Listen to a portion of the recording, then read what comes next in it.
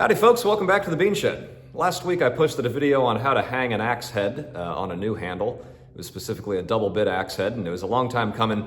Took a lot of effort in making that video, and so I started thinking about the state of my other axes here, specifically my splitting maul, and you can see it's really just not in the best shape here. It's quite rusty on the metal there.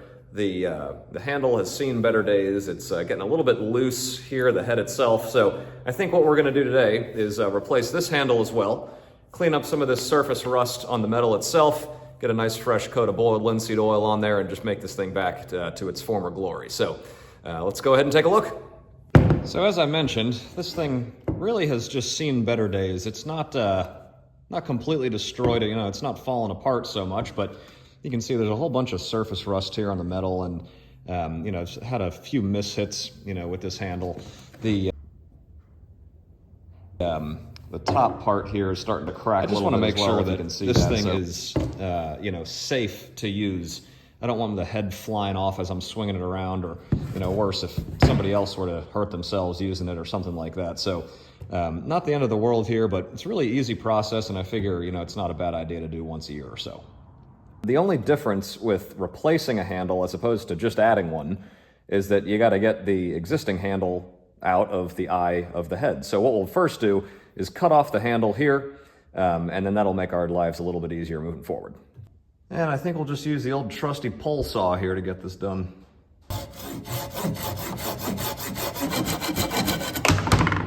And now that this thing is cut off here, start by taking the metal wedges out, and then you go ahead and just drill a few holes down through the remainder of the handle, hammer it out, and then you'll have your head by itself.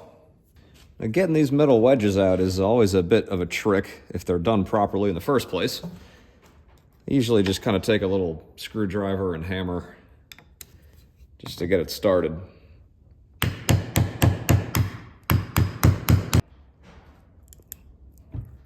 Nipex, needle nose pliers. Oh, yeah. Just like an old tooth.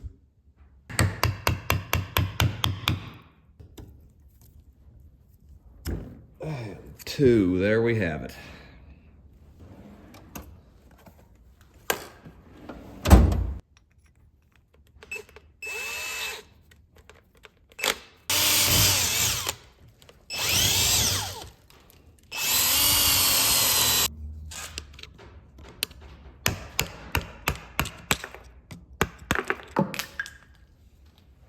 I'm going to start by just hitting this thing with the wire wheel, seeing if I can get it cleaned up a little bit, get some of that surface rust off there. And if that doesn't do the trick, we can take some WD-40 and sandpaper to it also.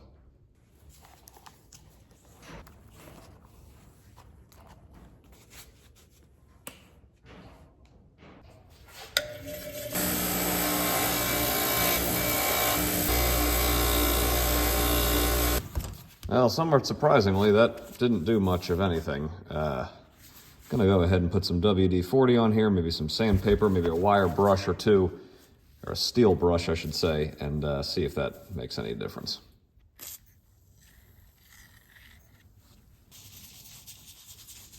.150 grit.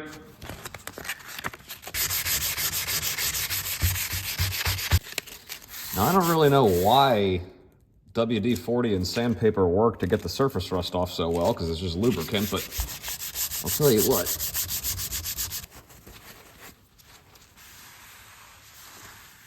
Oh yeah. Look at that difference. And that's literally just from 30 seconds of sanding. Now, this is not necessarily a quality head more than your average. This came with a house when we bought it, and it actually had an epoxy handle on it at first, and I drilled that out and have been putting wood handles on ever since. You can see, I think these are probably just little pitting marks, maybe where the, you know, the factory didn't have it quite flush or something, so maybe they filled it in with weld. I'm not exactly sure what that is, but you can feel slight dents there, so I don't know if that's gonna come out. It hasn't in the past. So anyway.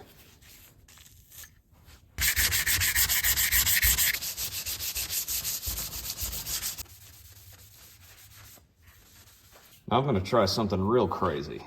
Bring out the good stuff. If you know, you know.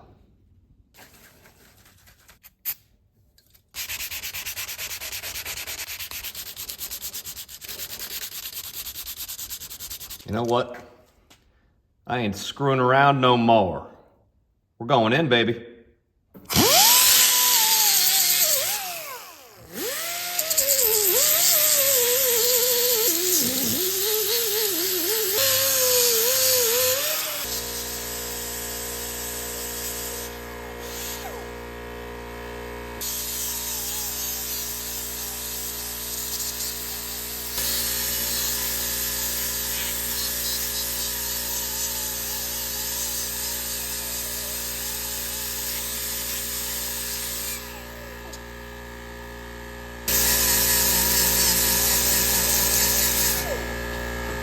So here's one round with 40 grit pad. Really got a whole bunch of stuff off, very polished looking, but I'm actually gonna go over it with 120 grit pad next to really kind of finish it off.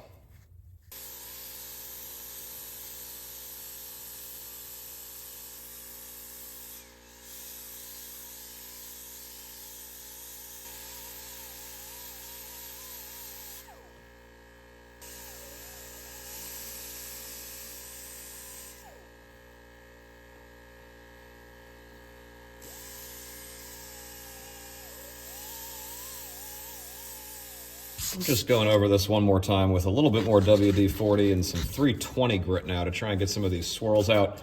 This is complete overkill at this point, but man, you know, if it's worth doing, it's worth doing right, and we've already committed, so here we go.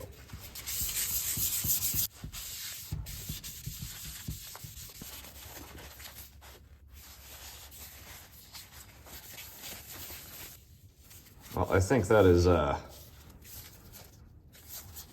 more than good enough here. You can obviously still see some good swirls in there from the air tool, but honestly, this thing is going to be sitting outside more than likely, and I'm sure it'll get rained on again soon. So this is something I can be a little bit proud of. Definitely going to put some ballast all on here, just to hopefully keep it from rusting as much as possible. Just you know, lubricates and protects metal products. So this stuff is awesome. Really good for firearm cleaning and other stuff as well.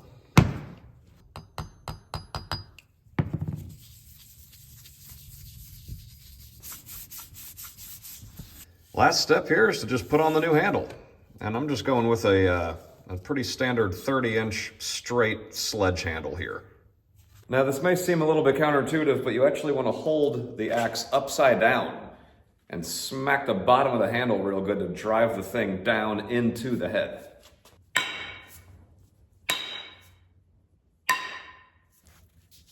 And you can see that's pretty good and tight. I might go a couple more hits just to try and really, really knock it down on there and even get a little bit of wood curling over.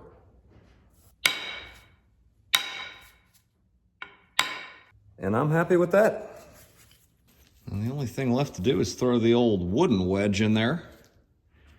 And that'll spread this out, make it a really tight fit here in the middle. And that's as easy as just sticking it in there, giving a little tap here with the hammer at first. And then once you got it started, take a piece of hardwood or a 2x4 or something, set it on top, and give her a couple of really, really good hammers.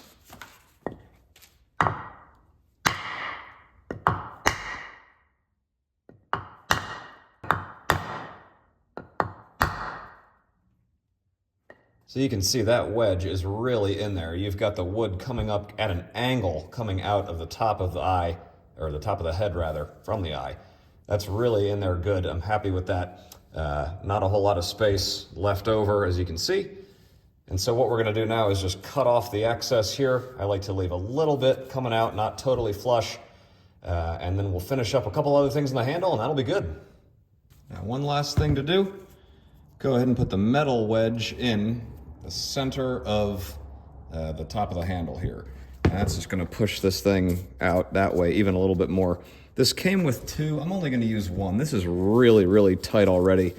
I don't think that we're gonna need to do 2, and if you do 2, it runs the risk of cracking this thing even a little bit more. So we'll start with 1 here, put a dead center, and hopefully that works out.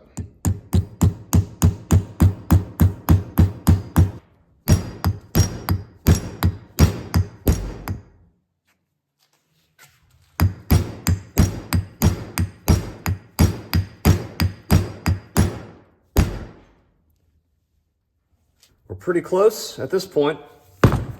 A lot of these handles that you buy come with this lacquered finish on here, and it's a bit, I don't know, I don't like it. So I like to take a little bit of sandpaper. I'll probably just take 150 grit and just scuff it up a little bit. It's, I don't know, something about this lacquered finish on here from the factory. It gives you blisters or something. It's not quite as easy to hold on to. And it doesn't take oil as well either. So we'll hit this with a little bit of 150.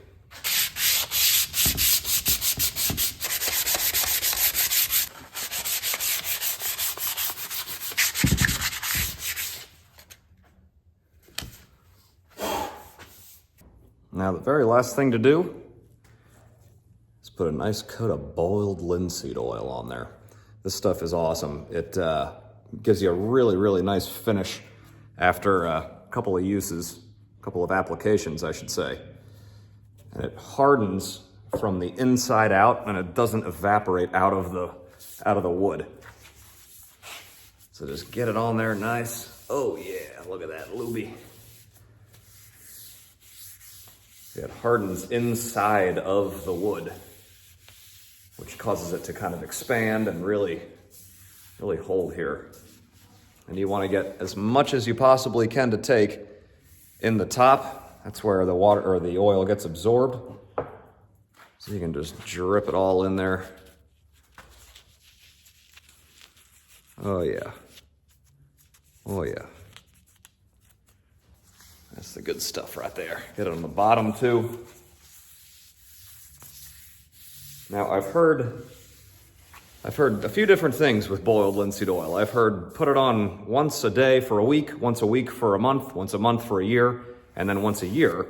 I tried that before, and I think you can definitely overdo it. I've had axe handles that I've put on that just get really quite sticky because of too much linseed oil.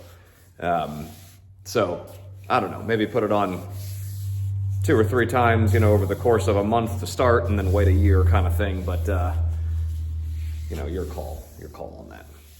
The other thing too is that for these splitting mauls, you don't necessarily need it super sharp. You'll notice I didn't go ahead and actually sharpen the blade. I don't want it to get stuck in the wood. I just need it to split it. So sharpness is not the name of the game here so much, rather than bluntness even. So we'll leave it a little bit blunt. Keep putting some boiled linseed oil on this thing over the next couple of weeks, and hopefully it does the job.